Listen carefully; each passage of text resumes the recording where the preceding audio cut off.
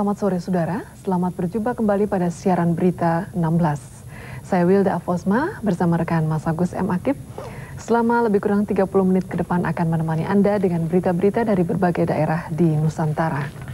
Pengurus besar Matlaul Anwar meminta Partai Islam bersatu agar umat dalam memilih tidak bingung. Gubernur dan Pangdam di Irian Jaya tidak akan melarang rencana dialog nasional di Jayapura sehubungan dengan adanya tuntutan masyarakat. Banjir dan kerusakan jalan akibat hujan deras di wilayah Kalimantan Tengah telah merusak jalur dan arus transportasi. Itulah beberapa pokok berita sore ini. Kini kita ikuti berita pertama yang akan dibacakan rekan Wilda Aposma Purnomo. Terima kasih Mas Akib. Saudara, berdirinya Partai Nahdlatul Umat pada hakikatnya untuk meluruskan pandangan yang salah tentang Islam.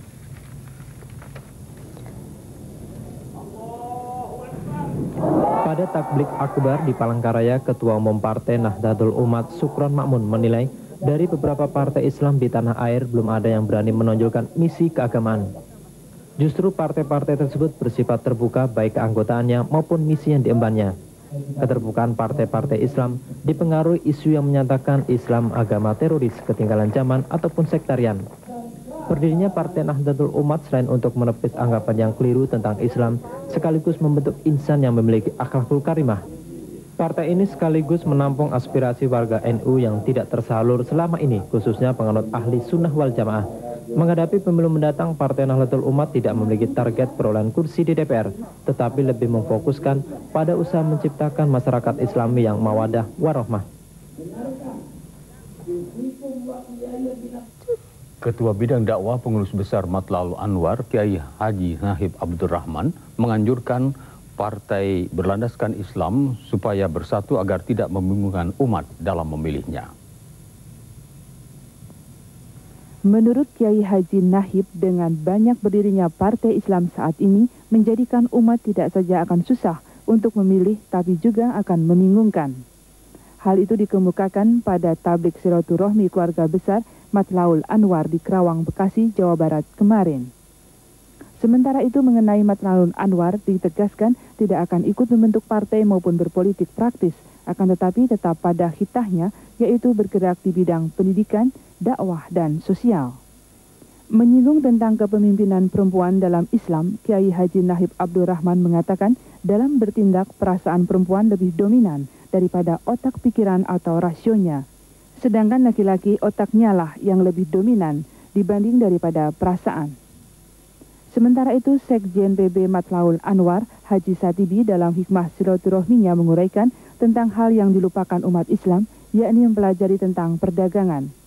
Dikatakan Rasulullah sendiri adalah seorang pedagang dan menjadi pedagang yang berhasil. Karena itu beliau mengetahui seluk-beluk berdagang itu sendiri, di samping Rasulullah adalah seorang yang jujur. Sementara itu dalam silaturahminya di Lebak, Ketua Umum Pengurus Besar Matlaul Anwar, Haji Irsad Juaidi mengatakan, Pancasila sebagai ideologi negara dan falsafah hidup bangsa telah membuktikan kejayaannya, telah melewati berbagai pasang surutnya perjalanan hidup bangsa. Di bagian lain, Haji Julkarnain yang tampil sebagai penceramah mengharapkan agar segenap warga Matlaul Anwar senantiasa waspada terhadap segala usaha yang akan menyelewengkan dan menghapus Pancasila. Ini Pancasila kan sebetulnya sudah pusaka bangsa Indonesia dan sangat relevan dengan seluruh agama, terutama agama Islam yang punya andil sangat besar. Sebab tatanan kehidupan Islam yang ada di Indonesia itu sudah digali dan dirumuskan menjadi Pancasila 5 sila itu. Silaturahmi Matlaul Anwar di Lebak ini juga dalam rangka memperingati Hari Kesaktian Pancasila. Saudara, Gubernur Irian Jaya, Freddy Numberi, serta Pangdam 8 Trikora, Majen TNI Amir Sembiring menyatakan pihaknya tidak akan melarang rencana dialog nasional di Jayapura sehubungan dengan adanya tuntutan aspirasi masyarakat Irian Jaya menyangkut masa depannya. Sebagaimana keinginan sejumlah masyarakat Irian Jaya untuk menggelar adanya rencana dialog nasional dengan pemerintah Indonesia di Jayapura, mendapat tanggapan serius Gubernur Irian Jaya, Freddy Numberi. Menurut Gubernur Freddy Numberi, penyelenggaraan dialog tersebut harus merupakan aspirasi murni seluruh masyarakat dan bukan sekelompok orang saja. Dalam bentuk apapun, entah dialog atau apa, yang penting aspirasi itu lahir dari rakyat. Ya, ini yang paling penting. Ya, Dan itu dari Pak Gafur sendiri sudah beritahu kepada saya, kita akan berusaha untuk komunikasikan dulu dengan baik. Ya, harus dari semua kabupaten, itu aspirasi lahir itu. Bukan hanya dari Jayapura. Jayapura itu belum mewakili seluruh kabupaten yang ada di Irian ini. Menyinggung materi dialog nasional, Gubernur Fredy Numberi tidak akan membatasi dialog tersebut sepanjang tidak menyimpang dari konteks Negara Kesatuan RI. Sementara itu, Pangdam 8 Trikora, Majen TNI Amir Sembiring menyambut baik rencana dialog tersebut asalkan sesuai aturan main yang berlaku serta tidak keluar dari rambu-rambu reformasi yang ada. Dialog yang rencana akan mengundang Presiden RI B.J. Habibie akan berlangsung di Jayapura dalam waktu dekat. Hasil klasifikasi Tim Gabungan Pencari Fakta TGPF di Jawa Timur menyebutkan bahwa kebrutalan yang terjadi 14 dan 15 Mei lalu memang terdapat fakta-fakta penyerangan seksual terhadap beberapa korban. Hasil final temuan Tim Gabungan Pencari Fakta akan diumumkan tanggal 23 Oktober ini. Dalam peristiwa kerusuhan 14 dan 15 Mei lalu, Jawa Timur dinilai TGPF terkendali dan paling aman dibanding daerah lain karena tidak ada korban jiwa. Semua kejadian saat itu dan upaya pengamanan yang dilakukan di Jawa Timur diklarifikasikan oleh Tim Gabungan Pencari Fakta yang diterima kedatangannya oleh Pangdam 5 Brawijaya. Dan mudah-mudahan ini berdampak baik kepada masyarakat dan juga memberikan pengertian kepada masyarakat bahwa kejadian saat itu memang terjadi kebrutalan, tapi apakah terjadi pelanggaran-pelanggaran yang lain seperti pelanggaran perkosaan dan segala macam, itu sampai sekarang belum bisa dibuktikan. Anggota TGPF Nur Sabani Kanca Sungkana menyanggah bila pencarian klarifikasi peristiwa 14 Mei lalu dikatakan terlambat karena TGPF baru dibentuk 23 Juli dan bertugas selama 3 bulan serta hasilnya akan diumumkan 23 Oktober ini. Dalam progress report yang disampaikan baik kepada Pak Wiranto waktu itu, yang kebetulan didampingi juga oleh Pak Muladi dan Ibu Tuti Alawiyah, dan kemudian progress report itu juga disampaikan kepada DPR, jelas bahwa TGPF berkeyakinan penyerangan seksual termasuk perkosaan itu terjadi pada kerusuhan Mei itu. Mengenai jumlah korban penyerangan seksual termasuk di dalamnya korban perkosaan, Nur Sabani tidak bisa menyebutkan pasti karena tak ingin terdapat kontroversi terus-menerus, mengingat masih akan diteliti setelah mencari klarifikasi.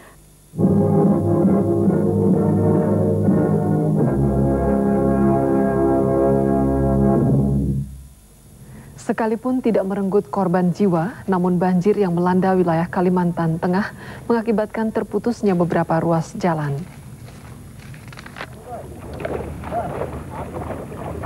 Inilah jalan menuju Desa Marang, salah satu desa yang terkena musibah banjir di wilayah Kota Madia Palangkaraya.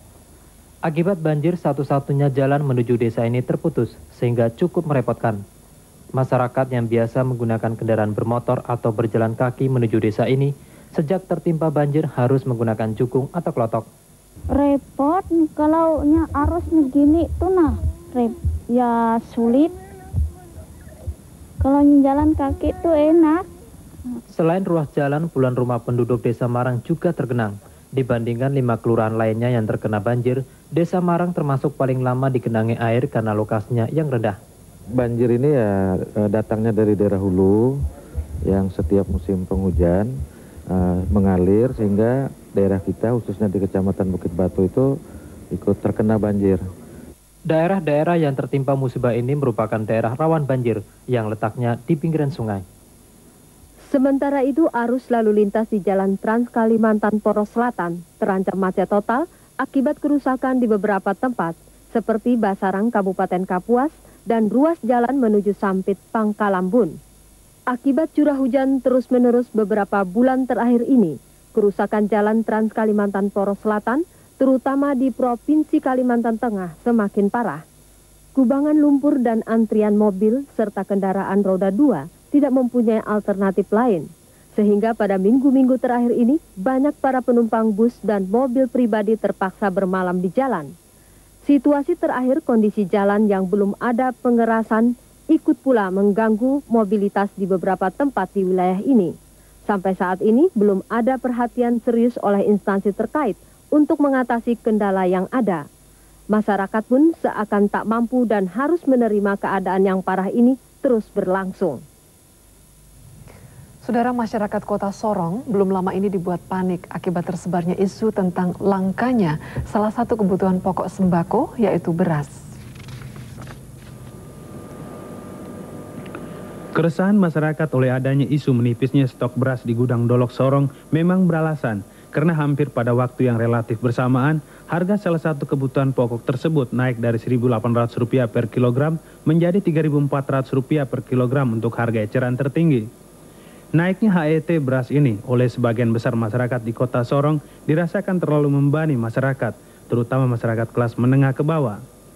Jadi begitu 3.400 masyarakat juga semua kewalahan, termasuk ya saya sendiri pribadi juga mau beli lebih daripada 5 kilo nggak mampu kalau 3.400 Pak. HET beras yang ditetapkan pihak Dolok Kabupaten Sorong sebesar Rp3.400 per kilogram sempat bertahan selama sepekan, namun pada akhirnya turun kembali hingga Rp2.200 per kilogram. Untuk meredam isu yang beredar di masyarakat saat ini, kantor Dolok Sorong mengadakan operasi pasar dengan memberlakukan satuan tugas Satgas yang menjual beras dengan harga relatif murah dan terjangkau. Kami di Dolok Sorong telah diizinkan untuk menurunkan harga beras kualitas 1 yang seharusnya harus dijual 3.400, tapi diizinkan dijual untuk 2.200. Ini sangat menggembirakan khususnya bagi masyarakat konsumen beras Dolok. Kepala Kantor Dolok Sorong, Makmur Barasa Esa menambahkan, persediaan bapok terutama beras di Kabupaten Sorong saat ini masih dapat bertahan hingga 4,5 bulan ke depan, yaitu sebesar 8.300 ton. Pada tahun 2000 mendatang, Pulau Jawa akan mengalami krisis air yang sangat mengkhawatirkan bila kerusakan hutan terus berlanjut. Kawasan hutan di Pulau Jawa kini hanya 19% dari daratan, padahal seharusnya sekitar 30%. Kerusakan kawasan hutan dan isinya di Pulau Jawa kini terus terjadi karena berbagai sebab. Pulau Jawa yang seharusnya memiliki kawasan hutan 30% dari luas daratan, hanya tercatat 19% saja, atau 2,4 juta hektar. Potensi lestarinya juga sangat beragam karena terdapat sebagian kawasan yang kondisinya sangat kritis. Departemen Kehutanan dan Perkebunan perlu membuat kebijaksanaan pengelolaan hutan secara lebih tegas karena dampaknya akan sangat luas. Pokoknya di Jawa ini kita akan mencegah betul peraturan penggunaan hutan di luar kepentingan hutan, karena karena hutan di Jawa ini sudah agak kritis. Luas hutan di Jawa itu hanya 19%, padahal harus mencapai 30%. Jawa ini sudah kritis air. Tahun 2000 defisit air di Pulau Jawa itu 53%, jadi bahaya sekali. Sementara ini, kerusakan hutan ditengarai akibat kegiatan perambahan dan penggunaan sebagian kawasan untuk kepentingan non-kehutanan. Kawasan hutan di Jawa Timur termasuk masih bagus, yang kini terdapat 1,2 juta hektar kawasan hutan. Tim peliput TVRI melaporkan. Saudara, 4 buah berita dari Jakarta, Irian Jaya, dan Sulawesi Tenggara, yakni Ketua MPR RI terima Sekjen Organisasi Internasional Kesehatan Antar Parlemen, IMPO, Menperta buka seminar pangan, dan kekurangan tenaga pengajar di Irian Jaya, serta Pekan Kesegaran Jasmani. Segera dilaporkan reporter TVRI. Ketua DPR RI Harmoko ketika menerima kunjungan kehormatan Sekretaris Jenderal Organisasi Internasional Kesehatan Antar Parlemen, IMPO, Prasop Ratanakron di Jakarta hari ini mengatakan, kesehatan adalah hal sangat penting bagi setiap pembangunan, terutama di negara-negara berkembang. Pembangunan kesehatan tidak terlepas dari bagaimana menciptakan sumber daya manusia yang tangguh bagi generasi mendatang. Pada kesempatan itu, Ketua DPR RI Harmoko menjelaskan mengenai kesiapan pihak Indonesia sebagai tuan rumah sidang IMPO yang menurut rencana akan diadakan pada bulan Desember mendatang. Pada tempat yang sama, Ketua DPR RI menerima kunjungan kehormatan Duta Besar Republik Arab Syria, Abdul Salam Akil, yang telah berakhir masa tugasnya sebagai Duta Besar di Indonesia. Dalam kesempatan ini, Ketua DPR RI mengharapkan hubungan dan keberhasilan yang telah terjalin antara kedua negara dapat lebih ditingkatkan lagi dan semakin berkembang lebih positif di masa datang. Setelah kunjungan Duta Besar Republik Arab Syria, Ketua DPR RI menerima kunjungan kehormatan Duta Besar Republik Sudan Hasan Ibrahim Ghat El Karim. Harmoko juga mengatakan hubungan kedua negara baik dalam bidang pemerintahan maupun kerjasama antara parlemen dapat erat di masa mendatang. Upaya untuk meraih kembali peran Indonesia sebagai negara swasembada pangan kini mulai digencarkan kembali, di antaranya dengan lebih meningkatkan peranan wanita. Hal ini mulai diwujudkan dalam bentuk seminar yang diselenggarakan kantor Menperta bekerja sama dengan Badan Agribisnis Departemen Pertanian yang berlangsung hari ini di Jakarta. Menperta Nyonya Hajah Tuti Alawiyah ketika membuka seminar sehari ini mengatakan peran wanita perdesaan sangat penting di dalam menjaga ketahanan pangan nasional. Untuk itu diharapkan agar wanita tani dan nelayan semakin meningkatkan kegiatan kelompoknya sehingga target mencapai negara swasembada pangan yang diharapkan segera tercapai. Menteri Pertanian dalam sambutan yang dibacakan Kepala Badan Agribisnis menyatakan pembangunan bidang pertanian sudah saatnya memberi perhatian khusus kepada petani dengan mengembangkan orientasi pasar serta meningkatkan sistem manajemen. Tenaga guru sekolah dasar di Irian Jaya masih mengalami kekurangan sehingga proses belajar mengajar tidak berlangsung sebagaimana yang diharapkan. Jika dilihat dari rasio antara jumlah sekolah dasar dengan tenaga guru SD di Irian Jaya belum berimbang. Saat ini terdapat 2.274 sekolah dasar, maka tenaga guru yang tersedia seharusnya 21.824 guru. Tapi dalam kenyataannya saat ini di Irian Jaya hanya terdapat 14.824 guru sekolah dasar, berarti Irian Jaya kekurangan 7.000 guru sekolah dasar. Kakanwil Depdikbud Irian Jaya Suwarto Handoko Sarjana Hukum kepada TVRI menyatakan kekurangan guru di wilayah kerjanya bukan dianggap masalah lagi, tapi merupakan penderitaan. Sebab di satu sisi ingin meningkatkan mutu pendidikan, tapi di sisi lain masih terbatasnya tenaga guru. Akibat kekurangan tenaga guru tersebut, seorang guru SD terpaksa mengajar pada 2 kelas. Menurut Kakanwil Depdikbud Irian Jaya Suwarto Handoko, pihaknya selalu siap menerima penempatan guru-guru dari luar Irian Jaya. Tapi persoalannya, pengangkatan pegawai negeri sipil saat ini menganut zero growth. Gubernur Sulawesi Tenggara Dr. Andes Haji Laude Kaiemudin membuka Pekan Kesegaran Jasmani Nasional berlangsung di Kabupaten Buton, yaitu salah satu kabupaten daerah tingkat 2 di Sulawesi Tenggara. Haji Laude Kaiemudin pada sambutan pembukaan menjelaskan kebugaran atau kesegaran merupakan dambaan bagi setiap orang, karena dalam tubuh yang sehat terdapat jiwa yang kuat. Oleh karena itu kita harus selalu memperhatikan kebugaran dan kesegaran tubuh sehingga senantiasa berada dalam keadaan sehat dan segar. Pekan Kesegaran Jasmani Nasional yang berlangsung di lapangan Paleng Kuta, Bau-Bau ini diikuti kurang lebih 3.000 putra-putri pelajar sekolah dasar melakukan senam massal secara bersama-sama. Saudara, Bengkulu dikenal sebagai tempat tumbuhnya bunga Rafflesia. Selain berbunga besar, Rafflesia memiliki keunikan tersendiri bila dibandingkan tumbuhan parasit lainnya. Bunga Rafflesia selain tak memiliki batang, juga tidak memiliki daun maupun akar. Bunga ini hanya terdiri atas benang-benang yang tumbuh di bagian dalam akar tumbuhan inangnya. Rafflesia termasuk tumbuhan berumah 2, yakni bunga jantan dan bunga betina. Proses terjadinya bunga diawali dengan pembengkakan di dalam akar, serta terbentuknya kuncup bunga pada permukaan akar tumbuhan inangnya. Saat kuncup berdiameter 4 cm, kulit inang akan pecah, sehingga terlihat bagian kuncup yang diliputi brakti berwarna putih, yang kemudian berubah menjadi coklat kehitaman.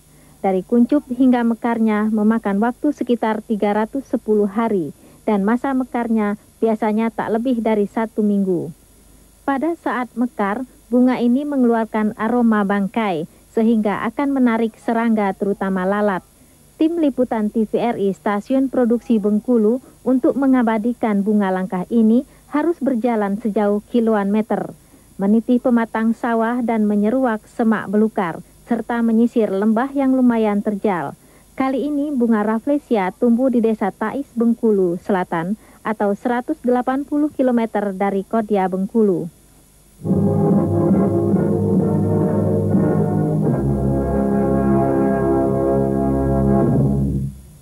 Dari arena kegiatan ABRI dilaporkan, Kasospol ABRI, Letjen TNI Susilo Bambang Yudhoyono di depan peserta Munas ke-6 Persatuan Tarbiyah Islamiyah, sementara Kasum ABRI Letjen TNI Fahrul Razi memberikan arahan di depan 2.000 himpunan mahasiswa Islam dan peringatan hari ulang tahun ke-27 Batalion Kavaleri 9 Penyerbu Kodam Jaya. Inilah laporannya. Kasospol ABRI Letjen TNI Susilo Bambang Yudhoyono mengatakan, gerakan moral diperlukan mengingat semangat reformasi yang berkembang saat ini telah dicemari semangat liberalisasi yang salah satu fokusnya menuntut adanya kebebasan tanpa batas. Ketika memberikan sambutan pada Munas ke-6 Persatuan Tarbiyah Islamiyah di Bogor, Jawa Barat, Kasospol ABRI Letjen TNI Susilo Bambang Yudhoyono mengatakan, bangsa Indonesia tidak akan dapat segera keluar dari krisis yang tengah terjadi apabila tidak segera tercipta rasa aman dan keadaan aman dalam masyarakat. Kepala Staf Umum Kasum ABRI Letnan Jenderal TNI Fahrul Razi mengatakan, menyongsong abad 21, ABRI peduli dan bertanggung jawab secara proaktif melakukan introspeksi kritis atas peran kesejahteraannya, baik terhadap segala keberhasilan maupun terhadap adanya kekurangan masa lalu. Untuk itu, ABRI dengan penuh keterbukaan menerima semua masukan dan koreksi dari pihak manapun tanpa menghilangkan kewaspadaan dan mencermati motivasi dari berbagai masukan. Kasum ABRI Letjen TNI Fahrul Razi di hadapan 2.000 mahasiswa HMI pada pembukaan studi regional mahasiswa Badan Koordinasi HMI di Aceh mengatakan, ABRI merasa harus mengambil tanggung jawab penuh terhadap setiap aspek kehidupan. Komandan Brigade Infanteri 1 PAM Ibu Kota Jaya Sakti Kolonel Infanteri Jul Effendi Sarif bertindak selaku inspektur upacara pada peringatan hari ulang tahun ke-27 Batalion Kavaleri 9 Penyerbu Kodam Jaya yang dilaksanakan di markas Batalion Serpong, Tangerang.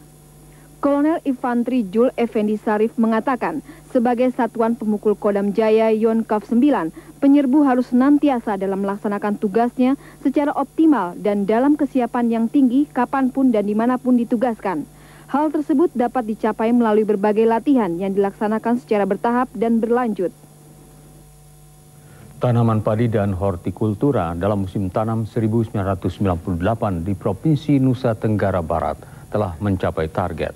Hal itu sangat menentukan untuk berhasilnya pelaksanaan Gema Palagung 2001 nanti. Rapat koordinasi pemantapan Bimas intensifikasi melalui Gema Palagung 2001 dengan mengevaluasi pelaksanaan musim tanam 1998 dibuka Kakanwil Departemen Pertanian NTB Triwibowo di Mataram belum lama ini.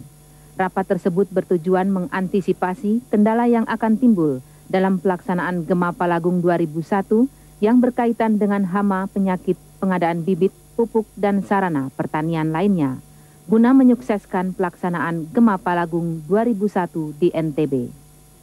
Untuk musim tanam 1998, khususnya tanaman padi, terrealisasi 107%, jagung 86%, sedangkan hortikultura seperti cabai mencapai 117% dan bawang 101%. Melihat dari data tersebut, hanya padi dan hortikultura yang mencapai target. Namun setelah diadakan penambahan areal tanam, maka semua komoditi itu mencapai target. Saudara, bagi Anda yang ingin mengetahui cuaca esok hari, berikut informasi perakiraan cuaca berlaku mulai besok pukul 7 waktu Indonesia Barat yang kami terima dari Badan Meteorologi dan Geofisika. Citra satelit cuaca hari ini terlihat adanya daerah tekanan rendah di perairan Laut Cina Selatan dan badai tropis Zeb di sebelah timur Filipina.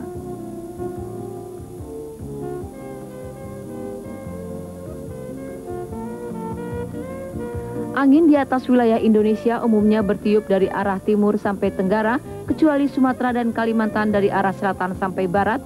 Kecepatan angin berkisar antara 5 hingga 36 km per jam. Gelombang laut dengan tinggi 2 meter atau lebih berpeluang terjadi di perairan sebelah utara Irian Jaya dan Laut Banda. Daerah awan dan hujan berpeluang terjadi di sebagian besar Sumatera bagian utara dan tengah, Kalimantan sebagian Sulawesi, Irian Jaya bagian barat, Maluku bagian utara, dan sebagian Jawa. Saudara, berikut kami sajikan cuplikan berita dari harian Surat Kabar yang terbit sore, diantaranya Suara Pembaruan dan Berita Buana.